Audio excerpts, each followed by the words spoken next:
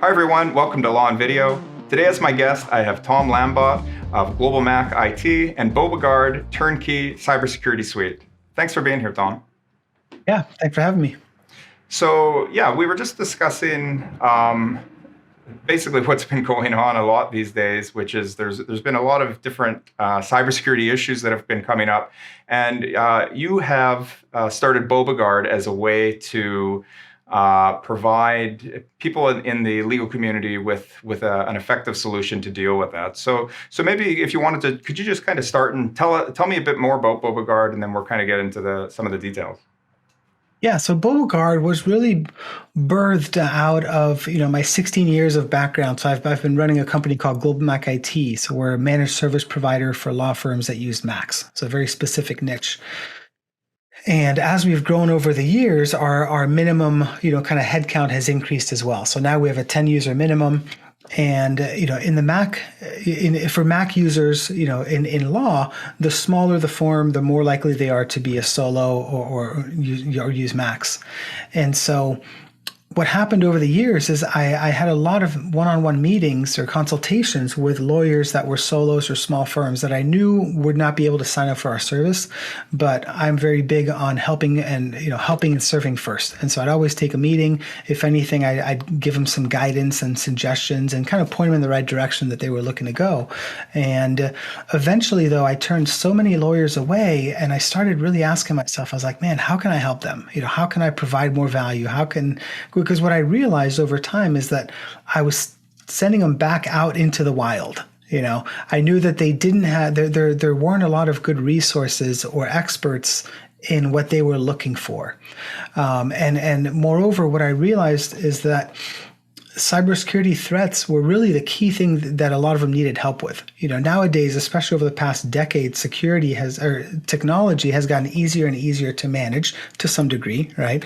Nowadays, you can set up your practice in one afternoon. You take your case management solution of choice, you decide between 365 or Google Workspace, and you choose your file storage solution, and you can integrate them all and do that in one afternoon with very low cost. So the technology part has become easier, but at the same time, the cybersecurity threats have gotten more complex, right? And so some of the key factors that lawyers face is that they don't have certainty in what to do, right? How do I address the cybersecurity problem? What do I need? What's overkill? Are these threats real? Is this going to affect me? I'm just a solo. I'm just in Canada. I'm just in California. I'm in Arkansas. I practice family law, right? There's all these excuses and kind of limiting beliefs that people think. So a lot of them have a nagging suspicion that the basic measures are not enough, but they don't have the time. And, many of them, when they do reach out to an IT provider, they get turned away for being too small. Mm-hmm. So those were kind of all the factors that led me to creating BobaGuard. And when I started searching and Googling and looking for a resource I could point a lot of these solos and small firms, towards, I realized there was literally nothing there. So there's no other company that has built kind of a turnkey security solution for a solo or a small firm with 2, 3, 4, 5 people, right? Yeah. And so that's kind of what created, the idea and what evolved into BobaGuard. Mm-hmm. Well, that sounds like it was a really natural thing that, as you say, you keep being asked, and then eventually you kind of roll up your sleeves and say, I'm going to put something in place for this. Were many of them calling you, ahead of an incident, or were a lot of them contacting you, in the middle of an incident, such as, I got sent an email and it says that, they're going to hack me. What do I do? Were people calling you after something had already occurred? I'm just kind of trying to flesh out some of the details. Yeah, a little bit of all. I mean, there were not too many. I mean, it's really a lot of them knew that more had to be done, right? And they just didn't know where to start. A lot of them also had a close scare, right? Like kind of they dodged a bullet and they're like, whoa, I got to do more. And there's also a lot, 29% of lawyers have experienced a data breach. That's according to the ABA Tech Show, ABA Tech Report. Yeah. The year before, it was 26%. It's been going up about 3% year over year pretty consistently. So, the statistics are not going in the right direction. it's going to keep getting worse. Essentially, that's 1 out of 3 lawyers. So there's a lot of people that I've had discussions and like, oh yeah, someone down the hall from me, got hacked.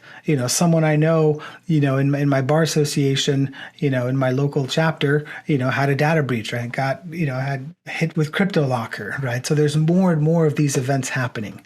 The problem is there's a lot of people that are just kind of sticking it back in the drawer, right? Yeah. They don't want the reputational and financial hit.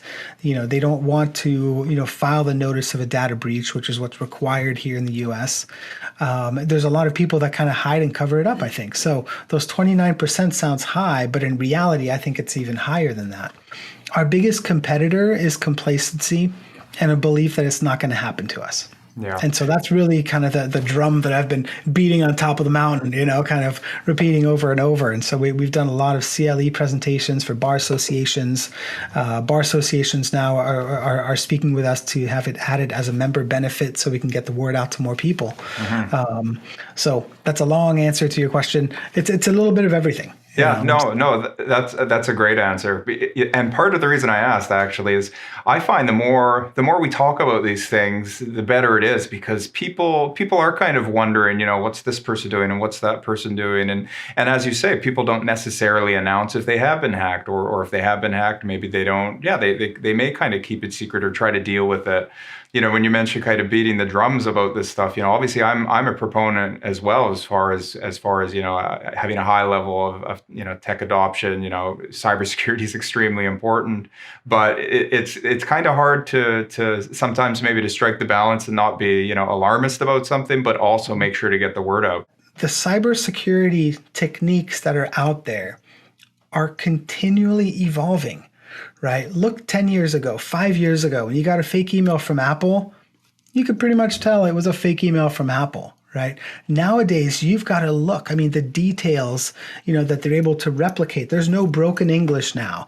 There's no horribly pixelated logos, right? They've realized that if they use a higher quality logo, they're going to have a higher success rate, right?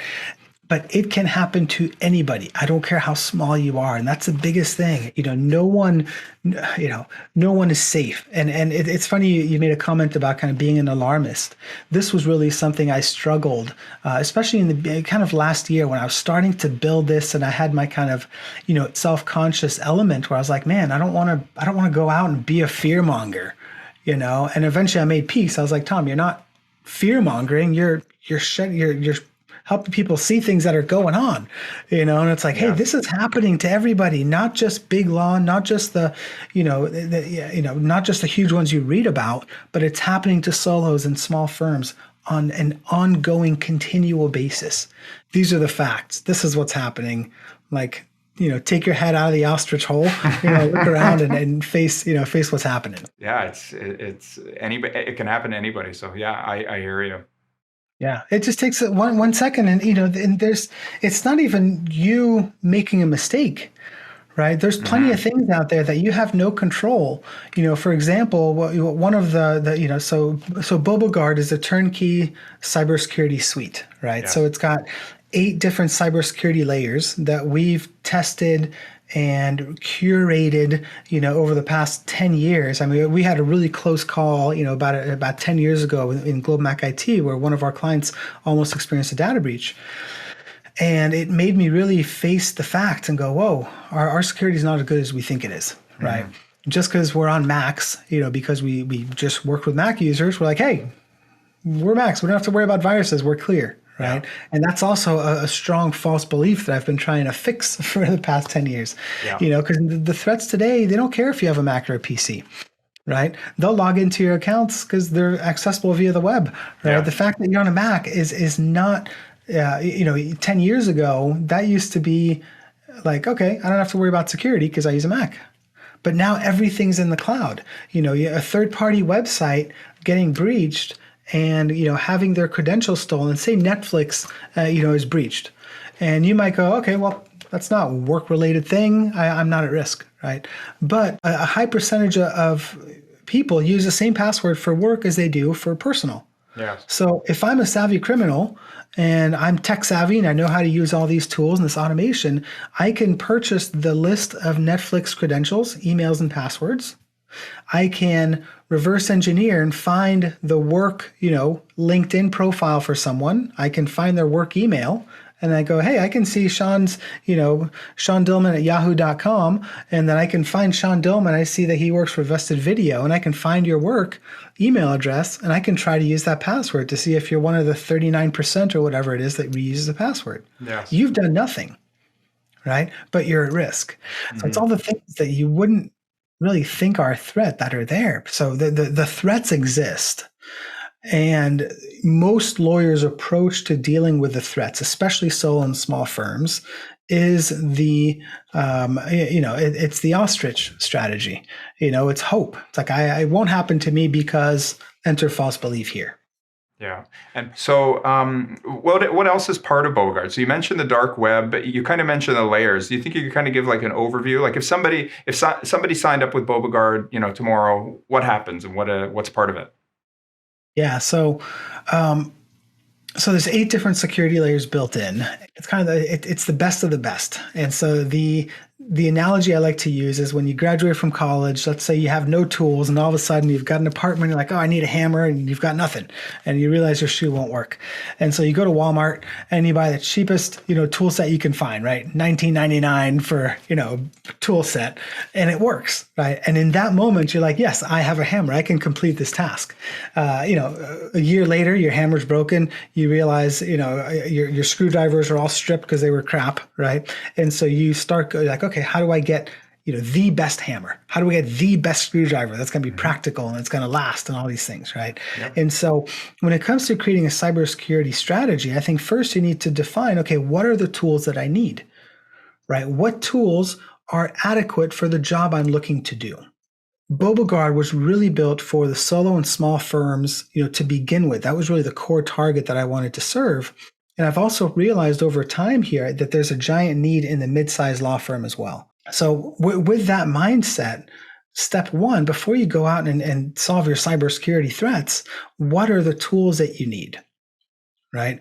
So that's what we've built into BobaGuard. So we've got 8 different security solutions that we use. And these are the same solutions we use for our small and mid-sized law firms that we protect in GlobalMac IT that have anywhere from 10 to 50 users. Right.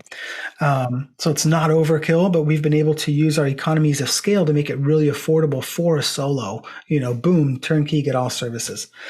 And so once we found the 8 tools, then we went and found, okay, what's the best, most kind of cutting edge, best user interface, easiest to use, right? Because all those things matter.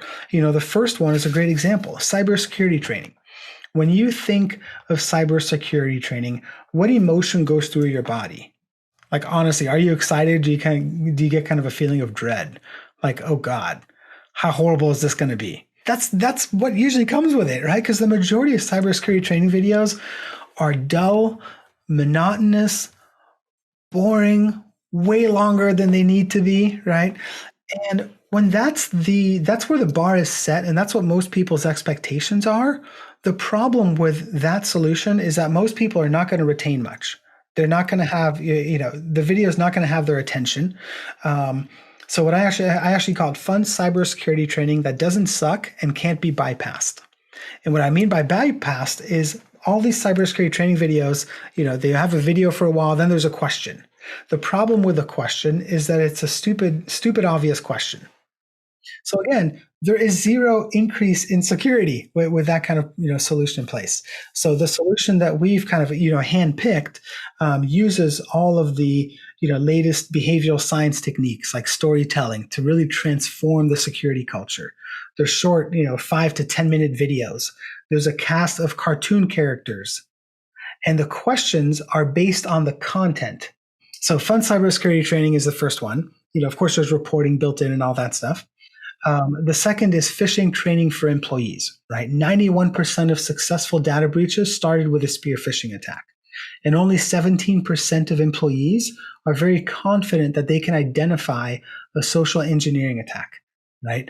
So you've got to be running phishing simulations to see how your employees are doing. Who is struggling? Who's leading the charge with security? Who's going to click on that link? And who's going to put in their credentials?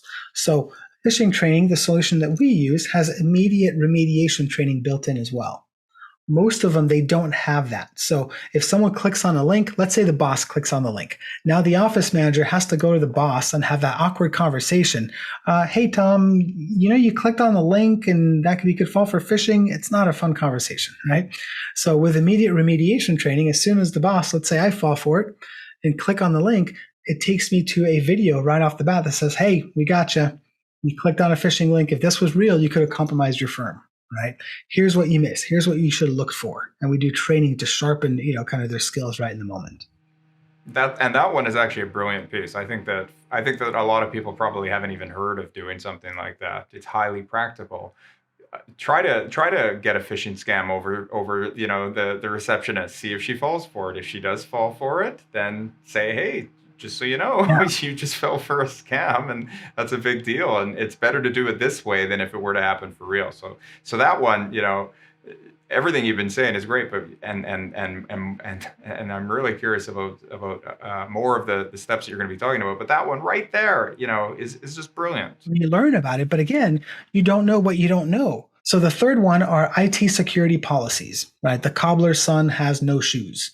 And many lawyers don't have the security policies, in place that they need, right? Only a fourth of firms with 2 to 9 lawyers have security policies in place. Mm-hmm. And then 58% of solos have no policies, right? So while it's understood that solos and small firms don't, they might not appreciate the need for policies, everyone should have them in place.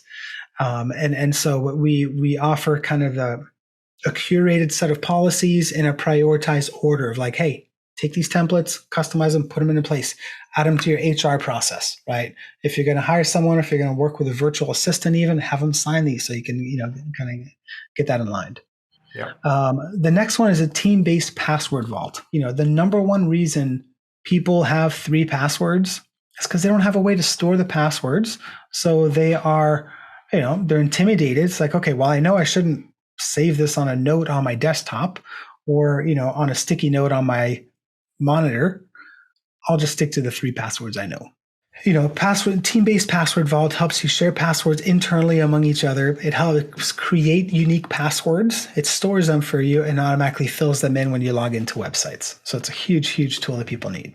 Well, and the team-based part is really important as well. I wouldn't want that to kind of go by anybody listening. I had a lawyer recently approach me and I was talking him through how to use password management software. And he said, well, what if I want to share passwords with my assistant? And I said, there you go. There's a really wonderful function with password keeper software where, keep your personal passwords in a database here, and then keep your team-based ones over here. And you can share those if you use the same, or if you can both access the database, then you can keep common passwords in there. So if you want your assistant to be able to, log in, use your credentials to log into the court's, software, or use your credentials to log into your practice management software, or whatever you need it to do, you can just kind of keep them separately. And that's actually a wonderful solution. If a person's just keeping their passwords written down on a piece of paper somewhere, and if those are the kinds of passwords that maybe you need to be sharing with your staff and with your colleagues, well, you can't do it, right? So password keepers, that's a function that I think is maybe something people don't think enough about, but it's actually very powerful and a very useful kind of feature of it as well. Definitely. I mean, how do you send a password if you don't have a tool like that? Mm-hmm. Yeah, you can't just send it in an email. You shouldn't. You shouldn't, no. Or too many people do. When people get into your email, bad actors, cyber criminals, right? Yeah. I don't know why they always wear hoodies, but all cyber criminals wear hoodies. And masks. And masks, yes. They don't go in there and just send out Viagra offers to everyone in your contact book, right? That was the threat of 10 years ago. Today, they wait. They're going to look at your sent folder. They're going to look at your inbox. They're going to find out what are opportunistic moments when they can inject themselves. Right. We've all heard of examples where someone gets an email from their assistant saying, hey, here's a routing number. Go ahead and send the money over. Right. Except it wasn't their assistant. They were expecting a routing number, so they don't think anything of it.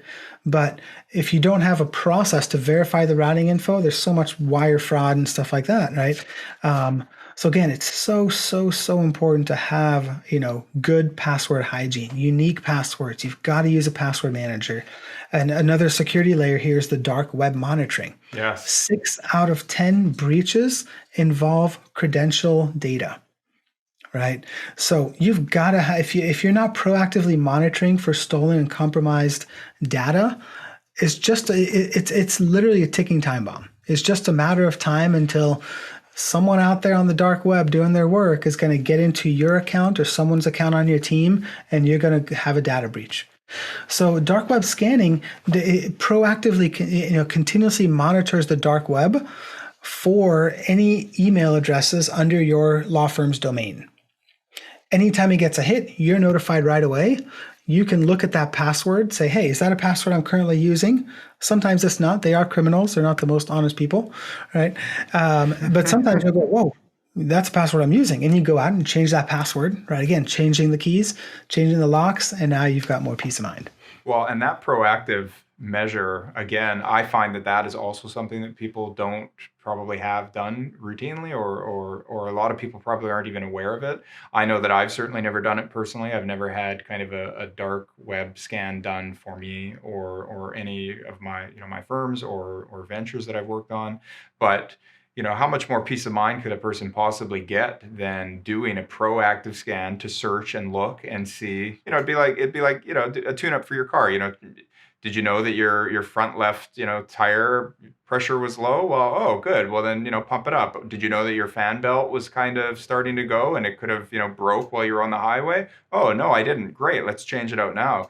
I think that piece, all of these different components that make up BobaGuard, for me, that one, I think quite possibly, would provide, just the highest level of peace of mind that you can say to somebody, hey, look, it's out there already. And they look at it and they say, oh my gosh, I have to change that. Once you change that, of course, it doesn't mean that you're safe forever, but it does mean that you've potentially, dodged a bullet with respect to that specific password or that specific account right then and there. Okay, if you get these 8, you're not going to be 100%, but you're going to be way more secure than you were before. Yeah, right? Absolutely. And so there's 2 more security layers.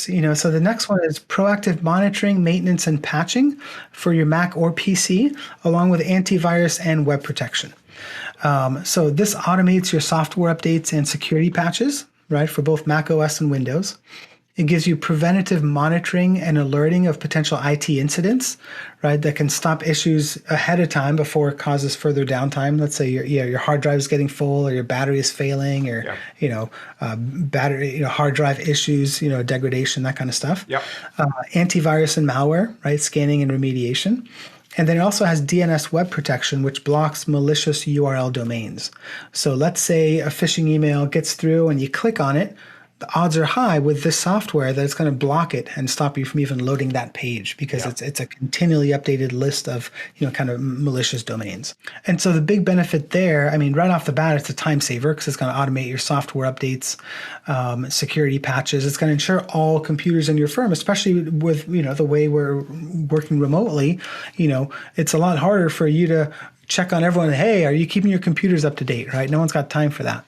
Sure. So it automates that, adds the antivirus and malware aspect, and the DNS protection. So that's a whole bunch of things there as well, right? If you've got a mid-size or larger larger firm, you've got IT, people, whether in-house or outsourced, they're using this kind of software.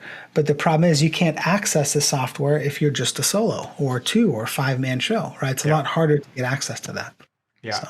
And even if it was a smaller firm and with a dedicated IT person, as you said, with remote working nowadays, you're not going to go, drop by everybody's house. How's it going? How are you doing? How are the updates on your computer? Is everything going well? So no, it's highly practical. And then of course, as you mentioned, for firms that are smaller than that or for solos, they just don't have access to that in the past. So. Yeah. And that's kind of the theme with all these solutions. I was like, man, if I was a solo attorney and I'm like, man, I know the cyber threats it's keeping me up at night. I know it's a threat. I know I've got to do more than just secure passwords and 2FA.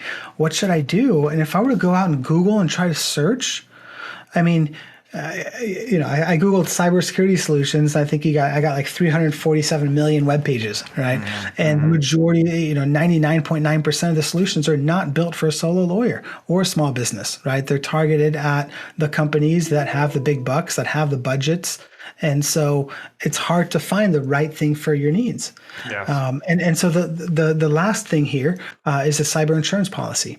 So BobaGuard also comes with a $250,000 cyber insurance policy, and that works anywhere in North America. We're actually in talks with the U.S. Virgin Islands Bar Association, and that's the thing they're most interested. They like everything else, but a lot of their members can't get a cyber insurance policy because of where they are.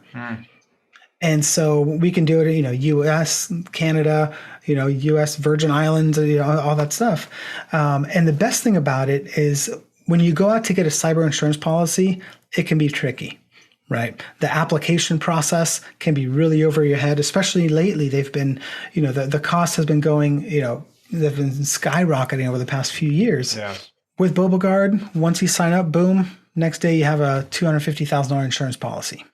Yeah, and depending on what else a lawyer may have already going on, depending on the jurisdiction, they may already kind of have a lawyer's indemnity fund or some kind of a fund or something through their law society that may already also be assisting with that. But if it adds on, or if it supplements, or if it's the only insurance they've got, that's huge, right? For you to say that you sign up and right there, you've got something in place, right?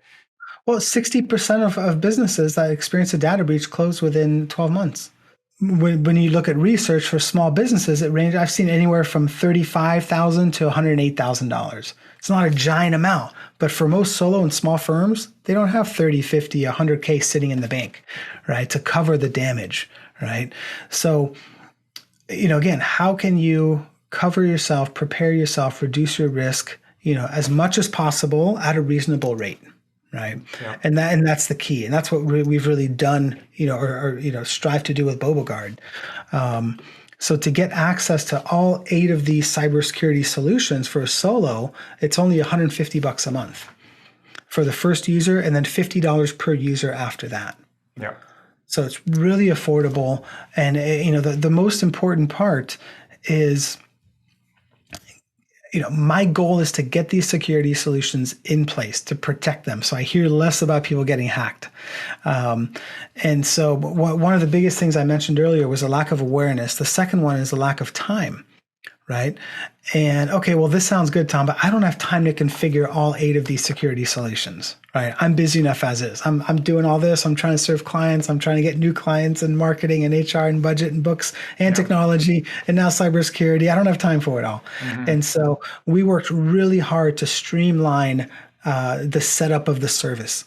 The lawyer just sits there, right? They let us do screen sharing. They log in. We enable a couple things. And at the end of that 1 hour, they're done. And all 8 security policies are live and in effect. Yeah. Well, and one of the great things, you've got such a background working with lawyers, you really understand how busy they are. And sometimes people who are not specialized in the legal field, they kind of don't understand that, and it's kind of important because it's important to realize that lawyers have so many priorities and so many hats that they're wearing, especially at the small and medium small and medium levels. They're so busy that it really does have to be that easy kind of for it to work, because if it's not easy enough, they're not going to let it in, and they're not going to make it happen. So you're the perfect person for that, to fill this need, really. Thank you. Yeah, I mean, my entire leadership team, we took a whole day just to streamline that process. We're like, how can we make it as easy as possible? What's every single thing we can do without getting them involved at all? Yeah. And we put all those tasks on one list. And we're like, okay, what's remaining? And we streamline those, to that 60-minute call. So we get everything done. And, after investing 66 minutes, right, their solo practice or small firm has the 8 security layers in place. They've got instantly far more coverage, and the phishing simulation that's built out, the cybersecurity training, right, all these things. Again, I wanted to have zero, zilch, zip, nada. I want to take all the excuses off the table, right? And so the last thing we did was we created a better than risk-free guarantee. we'll refund all of their money and actually send them a check for $241, which is the average billable rate for a lawyer in the US. Okay. And all they have to do is complete the kickoff call and the first cybersecurity training lesson. So it's like, hey, show us you actually did the work, right? You're up and running. And then if they're not thrilled with it at that point, if they don't have more peace of mind and less, fear about dealing by some event that pops up out of the blue, then they can just, ask us. And no one's taken us up on it yet. But I just want to have, no reasons. It's like, just get it. I mean, it's $150 a month for a solo, $250 for 3 users, right? It's so inexpensive, and it provides so much bang for their buck in terms of protection without having the hassle and the time and all that stuff. So yeah. I was going to ask you if anybody took you up on it. So if you think it's not going to happen to you, and if you think you can just put it off, or you think that you can just ignore it, as you said before, it is a bit of a ticking time bomb. If a person thinks that they can just, sit and wait and do nothing and that they're going to be okay, the statistics are suggesting that that's probably not going to be the case. And depending on what statistics you're looking at, an attack or a hack or an instance could be the last one that your business faces, because it could be, of such severity that it, essentially kind of wipes you out or something, which would be, it's awful, right? That's the worst thing that could possibly happen. So I suppose with that, I'll leave it there and say, yeah, thank you again, Tom, for joining me today. I really appreciate all of that information, and I really appreciate you being here today. My pleasure. Thank you for having me. We also created a security checklist. So if anyone wants to get that, they can go to bobaguard.com/Dillman, Dillman.